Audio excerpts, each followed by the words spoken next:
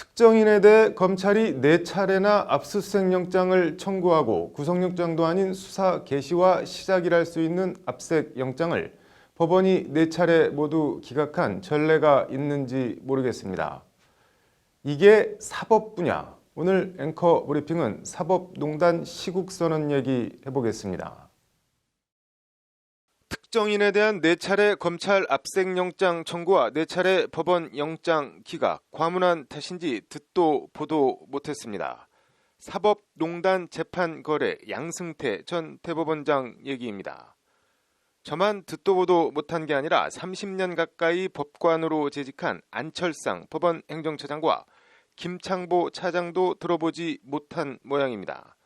어제 법사위 대법원 국감에서 주거 안정을 이유로 압색영장이 기각된 사례를 알고 있느냐는 검사 출신 민주당 백혜련 의원 질문에 안 처장과 김 차장 모두 입을 모아 경험이 없습니다 라고 답한 걸 보니 말입니다. 안 처장과 김 차장의 법관 생활을 더하면 반백년은 좋게 넘을 텐데 50년 세월 한 번도 듣도 보도 못한 일이 유독 사법농단 수사 관련해서 벌어지고 있으니 신기할 따름입니다.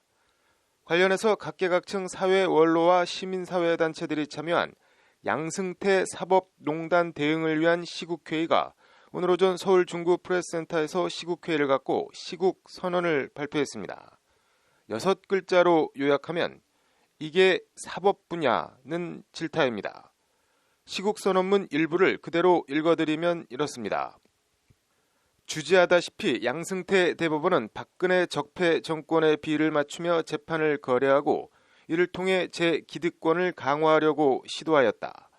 쌍용차 정리해고 소송, KTX 여승무원 소송, 강제징용 소송 등 수많은 사람들이 죽음과 고통의 나락으로 내몰렸다. 가히 민주주의와 헌법의 근본을 송두리째 뒤흔든 사법농단이었다. 사법농단의 전모가 드러나면서 그리고 김명수 대법원장이 이를 공개하고 성실한 수사 협조를 약속하면서 우리는 이번 사건을 계기로 박근혜 정권 당시 사법 적폐가 낱낱이 청산되기를 기대했다. 이를 주도한 적폐 법관들이 퇴출되고 사법부의 근본적 개혁이 이루어지기를 염원했다. 그러나 사건이 공개된 지 넉 달이나 지난 지금 그간의 기대는 실망과 분노로 변하고 말았다. 감옥으로 가야 할 양승태 전 대법원장은 아직 수사도 받지 않고 있고 재판거래와 사법농단을 저지른 전현직 법관들에 대한 압수수색, 구속영장은 거의 대부분이 기각되었다. 그러는 사이에 사법농단의 증거 자료들은 파기, 훼손되고 있다.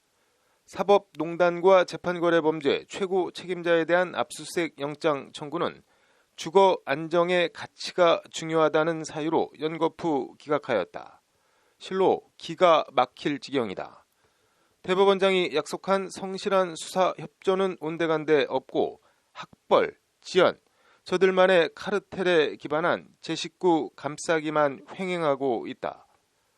사법부가 실정법 준수에 모범을 보이기는커녕 도리어 조직적으로 수사 방해를 일삼으면서 법질서를 우롱하고 있는 것이 현실이다.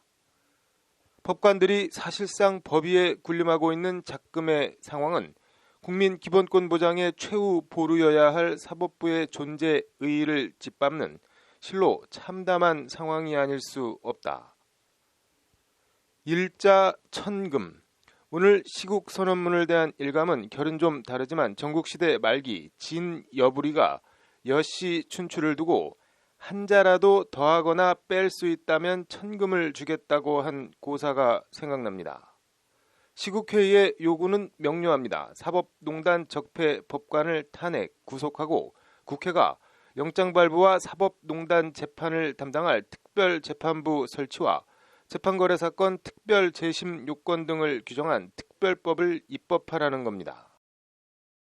4.19 혁명, 수많은 시민들이 피를 뿌렸음에도 꿈쩍 않던 이승만 대통령은 대학 교수들의 시국선언 발표 바로 다음 날 하야 성명을 내고 경무대를 떠났습니다. 87년 6월 항쟁, 1년의 시국선언과 성명, 그리고 거리로 쏟아져 나온 시민들은 당시 전두환 노태우의 집권 여당 민정당에 무릎을 꿇리고 직선제 개헌을 쟁취해냈습니다.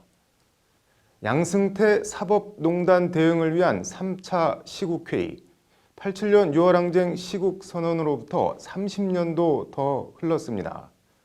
역사의 유물로 사라지는가 싶었던 시국회의와 시국선언을 다시 불러낸 작금의 사법부 현실이 안타까울 뿐입니다. 사법부든 국회든 옳은 길, 사필 규정의 길을 가기를 바라봅니다. 앵커 브리핑이었습니다.